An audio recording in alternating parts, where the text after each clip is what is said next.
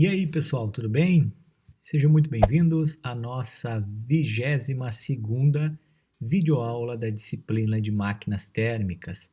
E hoje nós vamos tratar do assunto de cogeração e também vamos falar aí de ciclos combinados gás-vapor. Dando início, então, à nossa aula de número 22, o que é cogeração? Né? Para a gente entender cogeração, primeiramente a gente precisa entender que a gente tem diversos sistemas ou dispositivos que exigem uma energia na forma de calor, chamada aí muitas vezes de calor de processo. E quais exemplos aí de indústrias que dependem muito deste calor de processo?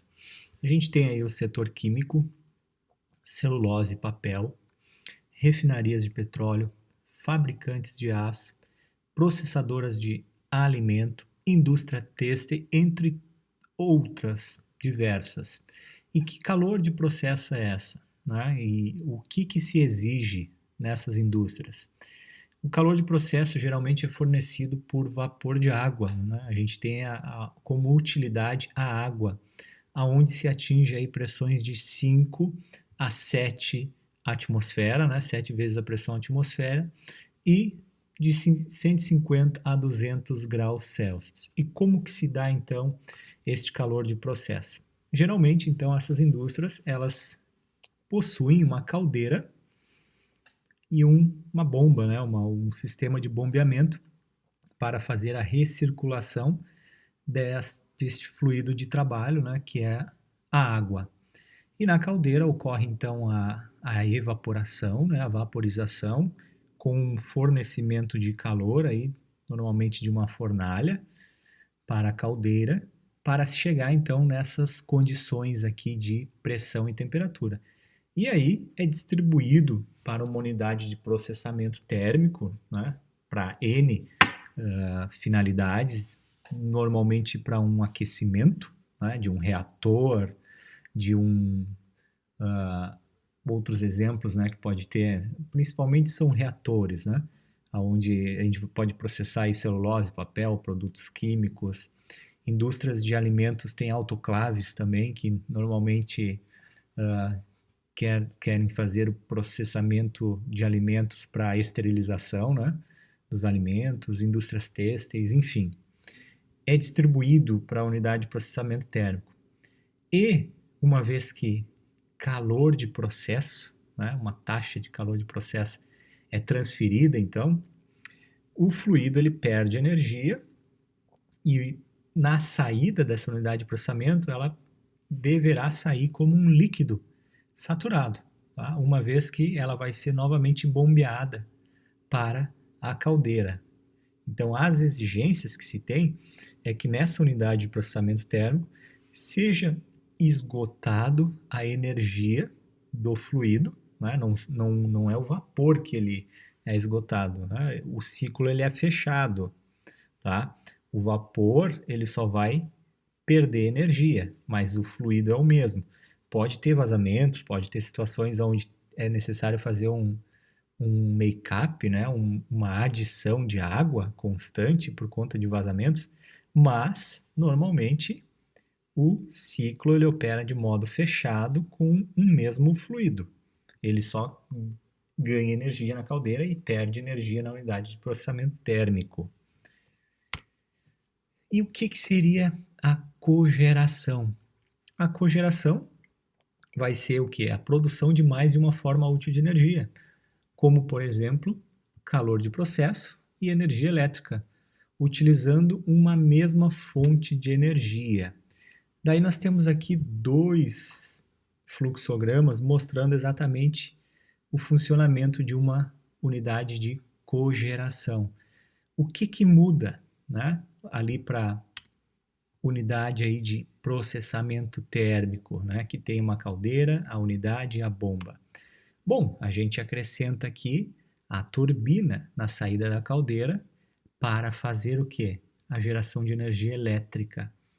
E uma vez que essa turbina ela esgota uma parcela de energia, né? Energia do vapor superaquecido, e na saída desta turbina, eu ainda tenho uma quantidade muito grande de energia, uma quantidade que é suficiente para atender uma unidade de processamento térmico, eu substituo o condensador, né? Lembrando da aula anterior, né, dos ciclos de potência a vapor, o ciclo Rankine, eu substituo o condensador por essa unidade de processamento térmico.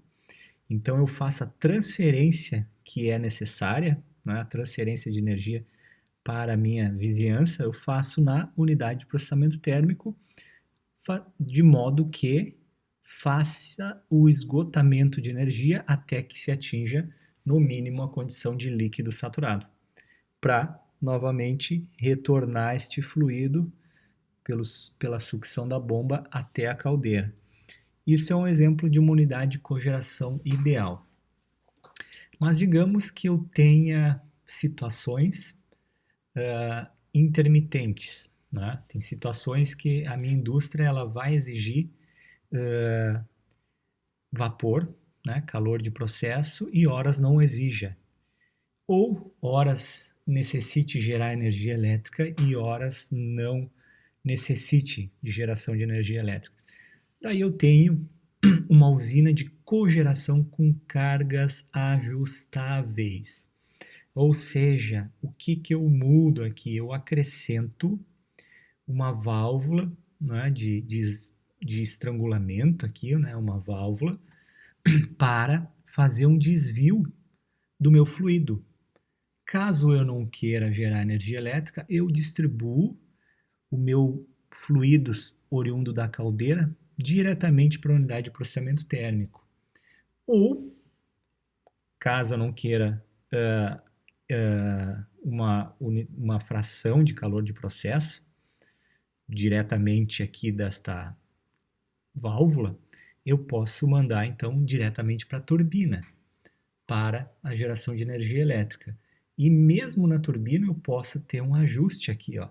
Eu posso ter uma extração de fluido para mandar diretamente para a unidade de processamento térmico. Então reparem que ela é extremamente versátil.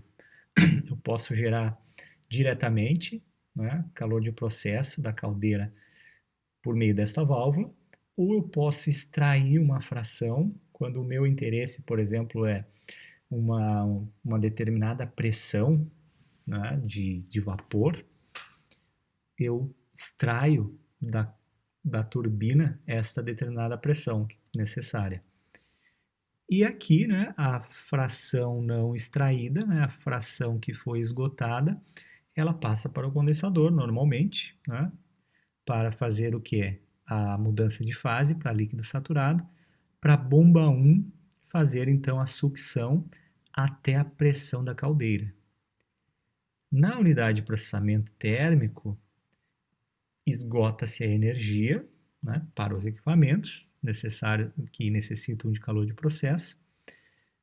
Aqui é o ponto da mistura, né, das correntes 5 e 6, e a condição também é a mesma. Eu preciso que a unidade de processamento térmico esgote energia de modo que eu saia aqui também como um líquido saturado. E aí a bomba ela faz a sucção até a pressão da caldeira, para que essas câmeras de mistura elas de fato misturem os fluidos numa mesma pressão. E aí a gente define então uma usina de cogeração com cargas ajustáveis. O que é interessante nesta unidade de cogeração? É a gente definir aqui um fator de utilização, um εu, que é uma relação entre a soma da potência líquida, né, a potência líquida dada aí do trabalho da turbina, tá, menos o que se gasta aí no bombeamento, mais essa taxa de calor de processo, tá? O que é gerado de calor de processo, sobre a taxa de transferência de calor que entra aqui para a caldeira. Né? Fator de utilização muito próximo de 100, né? Significa que eu estou desperdiçando muito pouco para o ambiente. Estou aproveitando tudo aquilo que sairia aqui para o condensador, por exemplo, estou aproveitando na unidade de processamento térmico como calor de processo. Vamos ver então num exemplo prático como é que funciona isto. Vamos então para o exemplo 22.1. Vamos pegar aqui passo a passo do problema, tá? E tentar colocar as informações aqui no fluxograma. Considere a usina de cogeração, mostrada aqui a seguir. Vapor de água entra na turbina a 7 megapascal e 500 graus Celsius.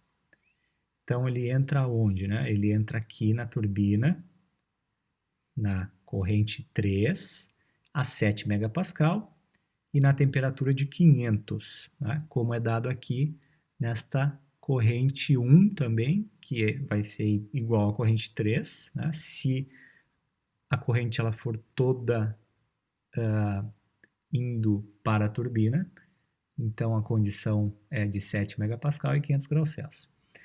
Parte do vapor é extraída da turbina a 500 kPa para processamento térmico. Então, eu tenho uma parte aqui, ó, a corrente 5, sendo extraída a 500 kPa para a unidade de processamento térmico. Então, esta unidade ela vai operar a 500 kPa. O vapor restante continua se expandindo até 5 kPa. Então, é o que nós temos aqui na saída da turbina, na corrente 6, um fluido a 5 kPa. A pressão não muda no condensador, né? Só muda a fase do fluido, tá? E o bombeamento daí vai ocorrer aqui pela bomba 1. Em seguida, o vapor é condensado a pressão constante e bombeado a pressão de caldeira equivalente a 7 megapascal. Então, a bomba ela vai fazer a pressurização do fluido até a pressão da caldeira. Então, toda essa linha aqui, ó, está na mesma pressão, 7 megapascal. Em épocas de alta demanda por calor de processo, parte do vapor que sai da caldeira é estrangulada até 500 kPa e encaminhada para a unidade de processamento térmico. Aonde que é feito o estrangulamento? É feito aqui, né? Eu tenho um fluido numa pressão de 7 megapascal e ele passa por esta válvula de estrangulamento, né, ou de expansão, aonde ocorre o que? Um esgotamento, né? Ocorre uma redução de pressão aqui, ó. Ele é estrangulado a 500 kPa, né? Na saída dessa válvula, ela sai a 500 kPa. Lembrando da característica dessa válvula, que ela não é um dispositivo isentrópico. A gente vai considerar a turbina, vamos considerar bombas, né? Dispositivos isentrópicos. Agora, a válvula, ela não é isentrópica, então tem aí uma variação de entropia, mas ela é um dispositivo isentálpico, ou seja, a entalpia é a mesma. A entalpia do ponto 4 é igual à entalpia do ponto 2. Tá? Voltando, as frações de extração são ajustadas para que o vapor saia da unidade de processamento térmico como líquido saturado. Tá? Então, foi o que eu disse anteriormente aqui, né? Essa unidade de processamento térmico, ela precisa esgotar energia de modo que saia dela líquido saturado a 500 kPa. Tá? É o que foi definido. Porque não vai mudar a pressão. Né? A pressão aqui, ó, de entrada vai ser a mesma da de saída na unidade de processamento térmico. Posteriormente, ele é bombeado a 7 megapascal. Tá? Então, a bomba 2 faz o bombeamento deste fluido para novamente equalizar as pressões aqui neste lado de entrada e saída da caldeira. O fluxo de massa através da caldeira é de 15 kg por segundo. Então, a gente tem um M ponto aqui de vapor, né, de 15 kg por segundo. Ou em números, né, que vai ser o M.11, que é igual ao M.1, que é diferente do M.10, que é diferente do M.9, tá? Desprezando as quedas de pressão e perdas de calor que pode ter, né, na situação real, na tubulação, e considerando que a turbina e as bombas são isentrópicas, determine. Letra A taxa máxima com a qual calor de processo pode ser fornecido. Qual seria a taxa máxima com a qual o calor de processo pode ser fornecido? É eu desprezar a turbina. É fazermos o desvio totalmente para esta válvula. Então, todo o calor gerado na caldeira ele vai para a unidade de processamento térmico. E é onde a gente espera o máximo de fator de utilização, tá? Porque teoricamente não teríamos perda. E ele quer saber então qual é essa taxa, né? O que ponto, né, de processo.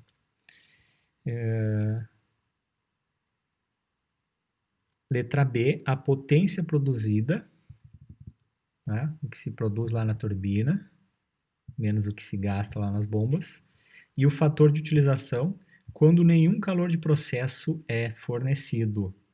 Aí, no caso, a gente não vai ter, a válvula de expansão ela vai estar fechada e não vamos ter extração aqui de corrente da turbina direto para a unidade de processamento térmico.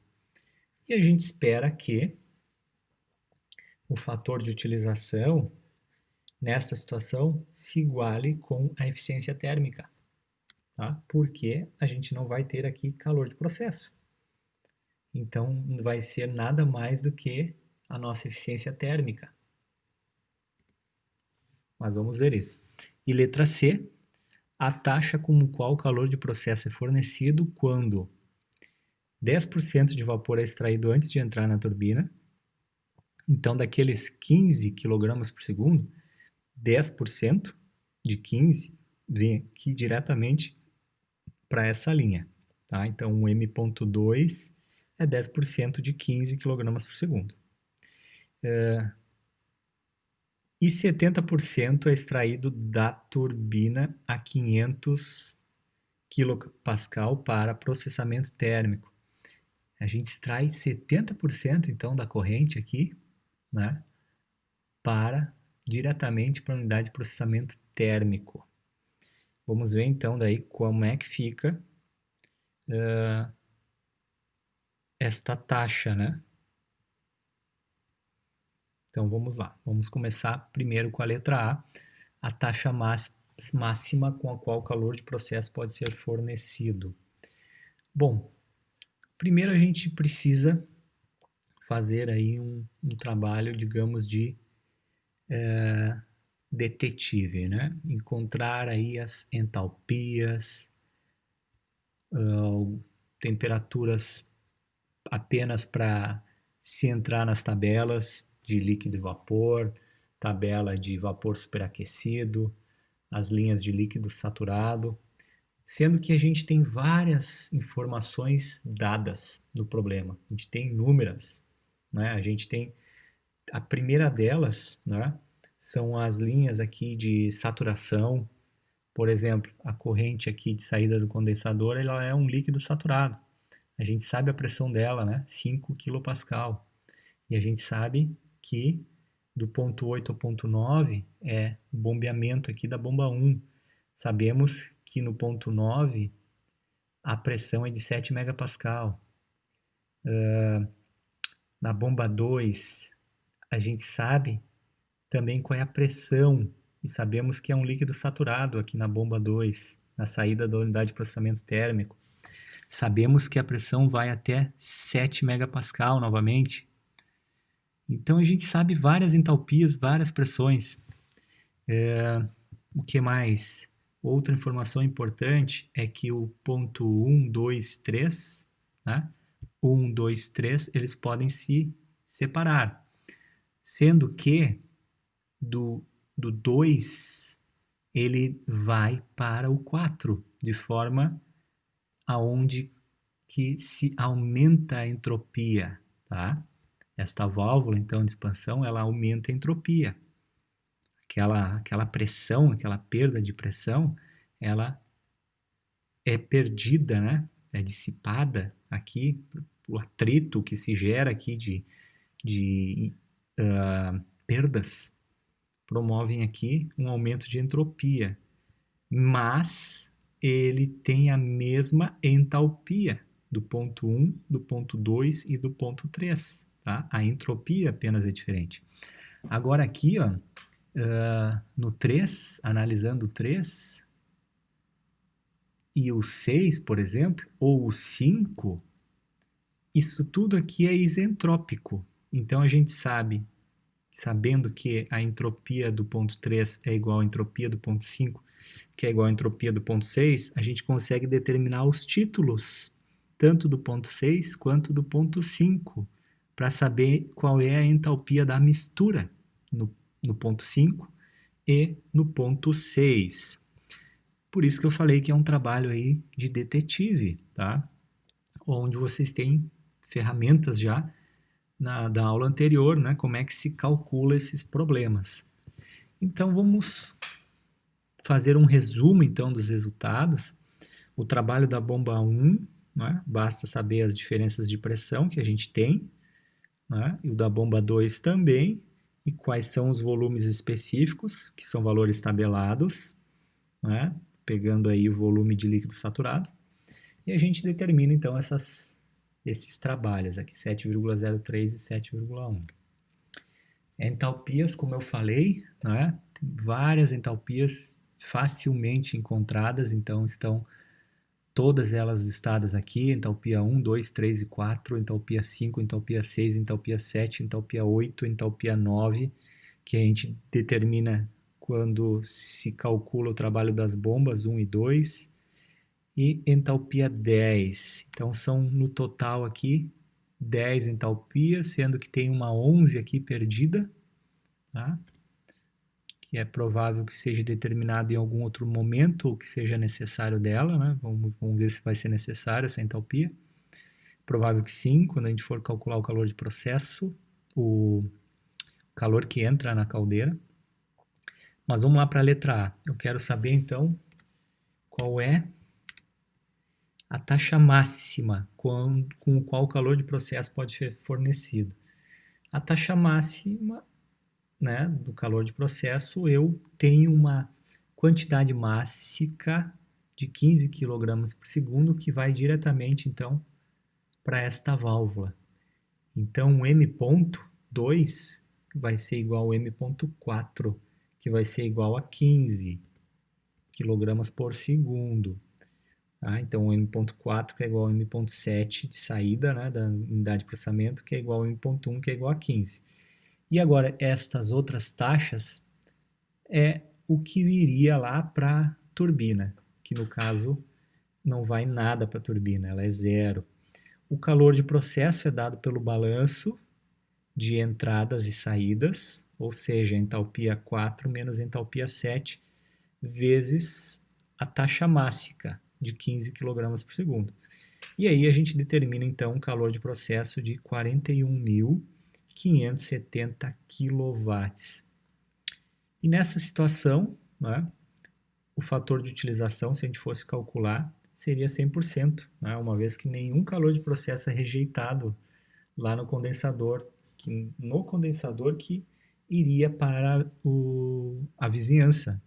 No caso, a gente está ainda dentro do mesmo volume de controle. Situação B, o que se pedia na B? Vamos voltar lá. A potência produzida e o fator de utilização quando nenhum calor de processo é fornecido. Então, agora aqui é o contrário do A. Aqui eu vou desconsiderar esta unidade de processamento térmico. Então, não vai... É como se não existisse bomba 2, não existisse a UPT, não existisse a fração extraída e não existisse a válvula de expansão. Então, toda a corrente aqui de saída da caldeira, ela vai totalmente para a turbina. E seria o nosso ciclo Rankine simples, tá? A resposta do nosso ciclo Rankine simples, né, seria, então,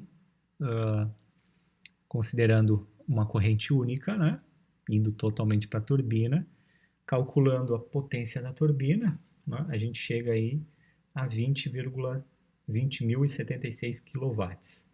A gente precisa calcular a potência da bomba, porque a gente só tem aí o trabalho da bomba, né? Da bomba 1, que no caso seria a bomba única, né? Agora, nessa situação, que foi de 105 kW. E aí a gente tem uma potência líquida, diferença da turbina menos o da bomba, que é praticamente irrisória, né? Esse valor. E o calor que entra, ó, agora foi necessário encontrar a entalpia 11, tá? O calor que entra lá na caldeira, a potência de entrada, né, de calor, a taxa de calor que entra lá na caldeira é dada pela taxa do ponto 1 e a diferença da entalpia 1 menos a entalpia 11, né? A entalpia de saída da caldeira menos a entalpia 11, né? Entalpia de saída menos a entalpia 11. E o valor foi de 48.999 kW. Qual foi o valor do fator de utilização? A gente tem que o fator de utilização foi de 40,8%, uma vez que o calor de processo é zero. Significa o quê, né? Que são utilizados 40,8% da energia para uma finalidade útil. E o que a gente observa? Né? A gente observa que esse fator de utilização, então, ele foi, neste caso, equivalente à eficiência térmica, porque a gente não colocou em operação a unidade de processamento térmico.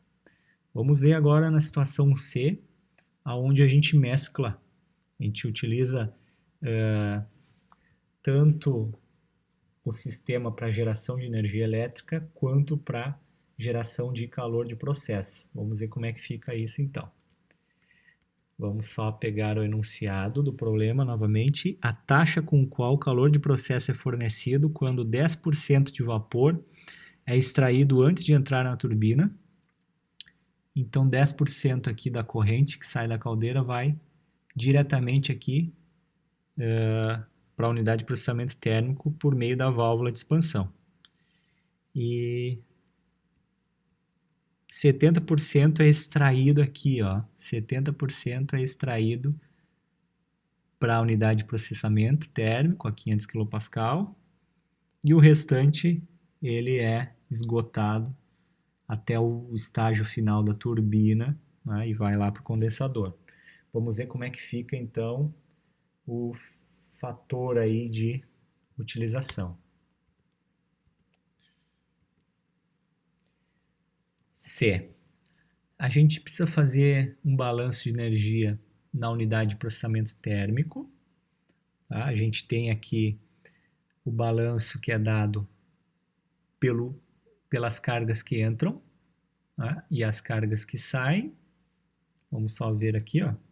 O que está entrando de carga? Está entrando a taxa mássica do ponto 4 com entalpia 4, a taxa mássica do ponto 5 com entalpia 5, está saindo o calor de processo e está saindo a taxa do ponto 7 e a entalpia 7. É este o balanço. Como eu preciso saber a taxa, né, eu coloco aqui, eu isolo essa taxa, né, e tenho aqui o meu balanço.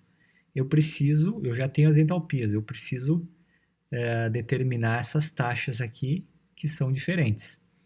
E ela é dado no enunciado, né? 10% da corrente vai lá para processamento térmico, né? Então é a corrente aqui M.4, os 10% do total que sai de corrente mássica da caldeira. Então 1,5 kg por segundo vai lá para a válvula de expansão. Este M.5 é a fração extraída lá da turbina, que foi 70% da corrente, ou seja, 10,5. E o M.7, eu já não me recordo aonde está esse M.7.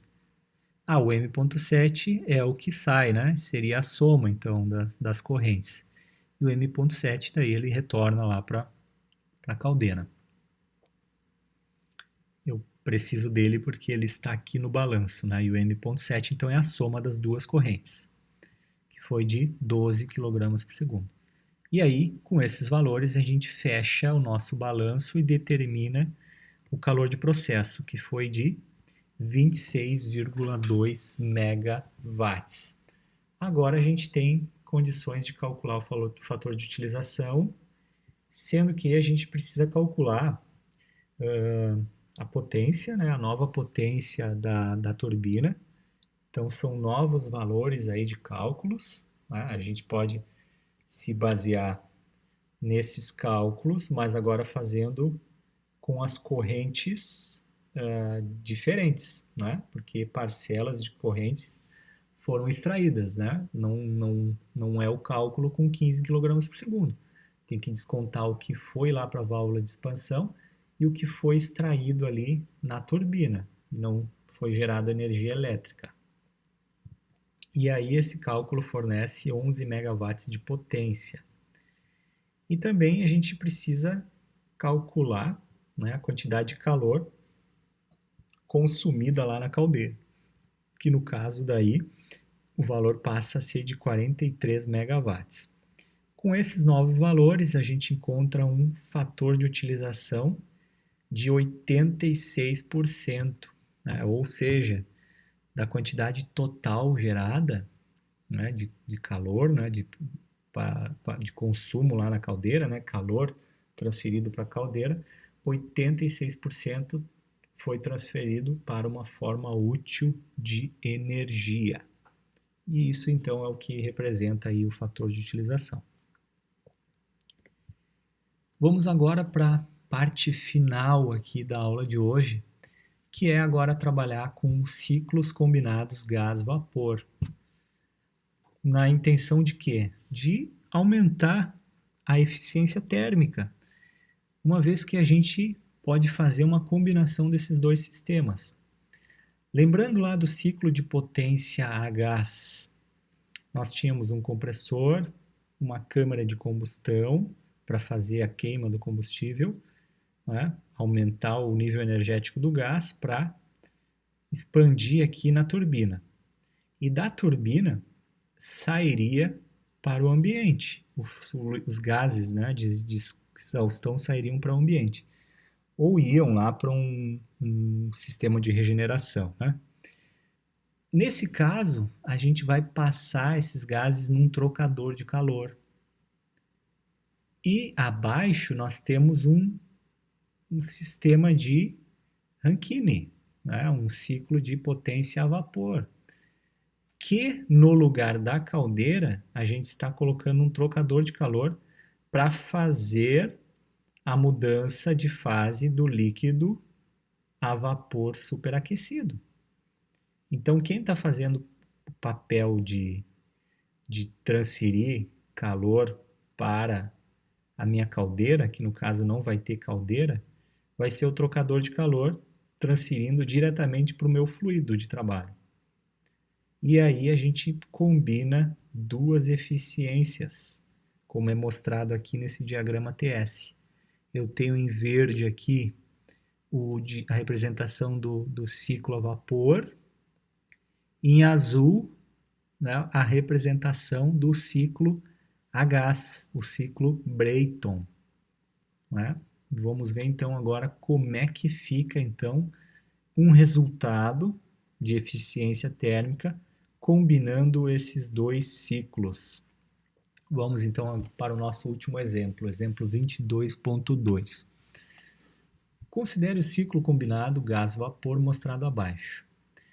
O ciclo do topo é um ciclo de turbina a gás que tem uma razão de pressão igual a 8. Aquela razão de pressão, então, do compressor é 8. O ar entra no compressor a 300 Kelvin, como é mostrado aqui. E na turbina a 1300, como é mostrado aqui. As eficiências isentrópicas do compressor e da turbina a gás são de 80% e 85%.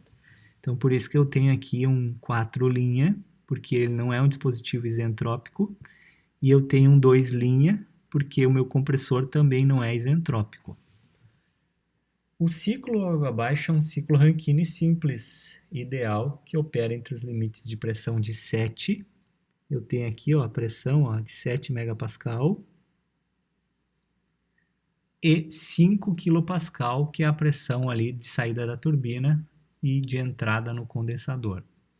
O vapor é aquecido em um trocador de calor, então não temos a caldeira, né? Pelos gases de exaustão a uma temperatura de 500 graus. Então, o trocador de calor, ele vai fazer uma mudança de temperatura no meu fluido de trabalho do ciclo a vapor, de uma temperatura 2 aqui, que não está dada no problema ainda, né? É muito próximo de 300 Kelvin, tá? Até uma temperatura de 500. Então, os gases de exaustão lá do ciclo Brayton, eles conseguiram aumentar a temperatura de um valor próximo de 300 Kelvin até 500 graus Celsius. Ou seja, 25, né? 25 a 30 graus Celsius até 500. E ele deixa o trocador de calor a 450 Kelvin. Então, todo aquele esgotamento de energia dos gases de exaustão, né, para o vapor do fluido de trabalho aqui do ciclo a vapor, eles exaurem a saída, né, dos gases até uma temperatura de 450 Kelvin. Determine letra A razão entre os fluxos de massa, de vapor e de gases de combustão. Como é que a gente determina essa razão, né, a massa o M ponto de vapor e o M ponto de gás? Fazendo um balanço no trocador de calor, sabendo as correntes, né, as entalpias de saída aqui da turbina a gás e esta corrente de saída, e sabendo também a corrente de entrada aqui no trocador de calor desta bomba, com a sua entalpia, e a de saída do trocador para a turbina com a sua entalpia.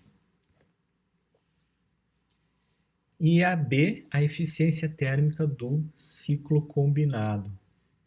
Aí a gente precisa fazer uma soma de trabalhos líquidos, né? Com a quantidade de calor que entrou lá na câmara de combustão, né? Lá na etapa de adição de energia no ciclo a gás. Bom, novamente aqui eu estou só com os resultados, então eu instigo vocês a determinarem esses valores, usando as aulas anteriores aí de como é que foi calculado o ciclo Brayton e como é que foi calculado aí o ciclo Rankine, tá? É simples. O que a gente tem de resultados? A gente determinou uma entalpia 4 linha, porque a minha turbina ela não é isentrópica e, consequentemente, a minha temperatura foi, para essa entalpia, né, 580 graus Celsius. Esta temperatura aqui, ó, é a de entrada do trocador, tá? É a temperatura como se fosse a 8 aqui, que são outros pontos, tá? Mas como se fosse a 8 mostrada aqui. 580 graus é a temperatura de saída da turbina dos gases de exaustão e entrada no trocador. O calor que entra foi determinado, né, 790,58, que é o balanço feito lá na câmara de combustão, que nada mais é do que um trocador de calor, né, no ciclo Brayton. O trabalho líquido lá da turbina foi de 210,41.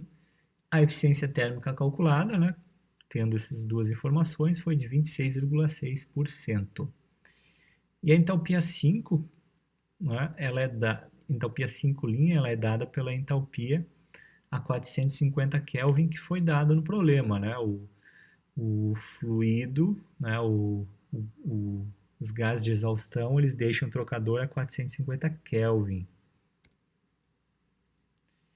No vapor, a gente também tem como determinar a entalpia do ponto 2, fazendo o cálculo do trabalho da bomba e depois isolando a entalpia 2 e encontrando, né? A temperatura, então, é de 33 graus, que é a temperatura que entra lá no trocador de calor. E depois chega a 500. Com essa informação de temperatura, eu sei também a entalpia. E eu sei também calcular o trabalho líquido lá da turbina, que foi de 1331,4. Calculando um calor, eu sei qual é a eficiência térmica. Calor este que é dado pelo balanço lá no trocador de calor, que a gente não calculou ainda, tá? Mas aqui já tem a resposta. Como é que a gente determina a razão entre os fluxos de massa, né? Fazendo o balanço no trocador de calor. O que entra no trocador de calor, que entra tanto gás quanto vapor, e o que sai, sai gás e sai vapor com as suas respectivas entalpias. Eu isolo então a razão de gás e vapor e chego numa fração y definida aqui de 0,131 kg de vapor por quilograma de gás. O que significa isso? Significa que 1 kg de gases de exaustão pode aquecer apenas 0,131 kg de vapor da temperatura de 33 até 500 graus Celsius, né? Naquela temperatura de saída da bomba, né? Passagem desse fluido para o trocador de calor e saída do trocador a 500 para entrar lá na turbina do ciclo Rankine. Enquanto é resfriado, daí os gases de exaustão, uma temperatura de 580, né? A temperatura que entra lá no trocador de calor, até 177. Esses gases, eles saem então a 177, sai com uma energia ainda bastante significativa. Tá? Essa parcela de energia ela foi transferida para alterar estes valores aqui de temperatura. E a produção total de trabalho, ela é dada então pela soma do trabalho líquido lá no gás e do trabalho líquido do vapor, porém multiplicando ainda esta fração, porque ela não é 100%, né? Não foi 100% de gás que produziu a mesma quantidade de vapor. Então eu preciso colocar isto aqui como um produto da quantidade total de trabalho líquido. O trabalho líquido do gás a gente já havia calculado, né? 210,41. E o trabalho líquido do vapor também, né? 1.331,4. Porém, a gente está combinando, então, os dois processos e a gente multiplica aqui no trabalho líquido do vapor esta fração, y. O resultado, então, foi de 384,8 kJ por quilograma de gás. O que significa isso? Para cada quilo de gás, produziu-se, né, nesta usina combinada, 384,8 kJ de trabalho. E a eficiência nova, então, é dada pela relação deste trabalho com a quantidade de calor que entrou lá na câmara de combustão, né? Este valor aqui, ó, 790,58. E o resultado que nós temos é de 48,7%, que é um valor superior à eficiência do ciclo de turbina a gás, que foi 26,6%, e foi superior também com o ciclo a vapor, que foi de 40,8%. Melhora, então, as condições aí de eficiência térmica. Bom, pessoal, o que nós tínhamos para hoje era isto. E na próxima aula a gente vai finalizar aí o assunto falando a respeito dos ciclos de refrigeração. Um abraço e até a próxima aula.